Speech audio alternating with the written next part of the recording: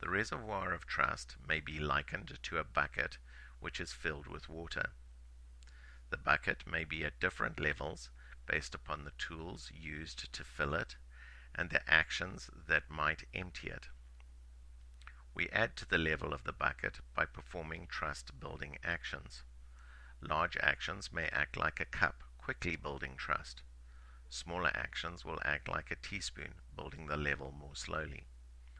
Typical actions which build trust are fulfilling promises, encouragement, nurturing, demonstrating respect, and relating to the parties.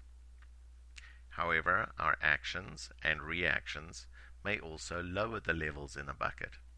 For example, constant criticism and teasing can have the same impact as a gun sniping at the bucket, creating holes through which trust can leak.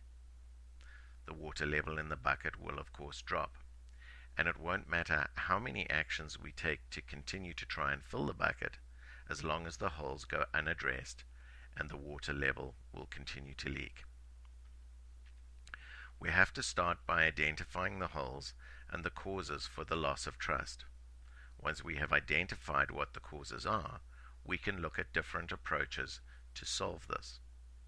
One is to plug the hole by using something like chewing gum, which is a quick fix.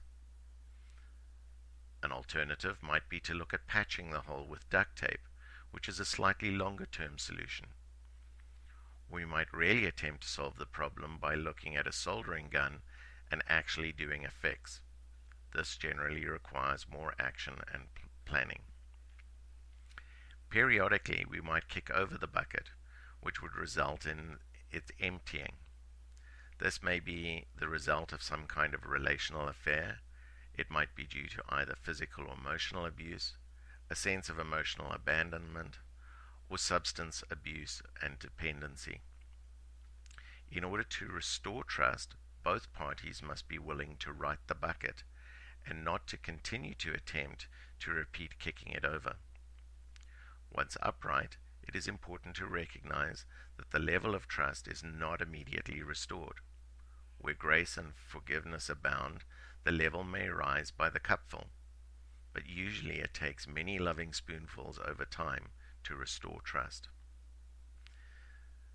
There are a number of common problems in both families and business that impact trust. The first is the failure to observe the holes in the bucket. The second is the failure to recognize and take responsibility for the causes of the bullet holes. Thirdly, repeating the destructive actions that have previously taken place.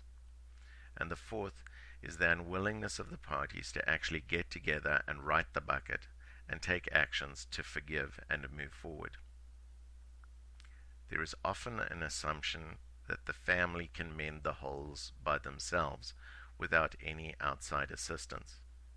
Frequently, that is not the case.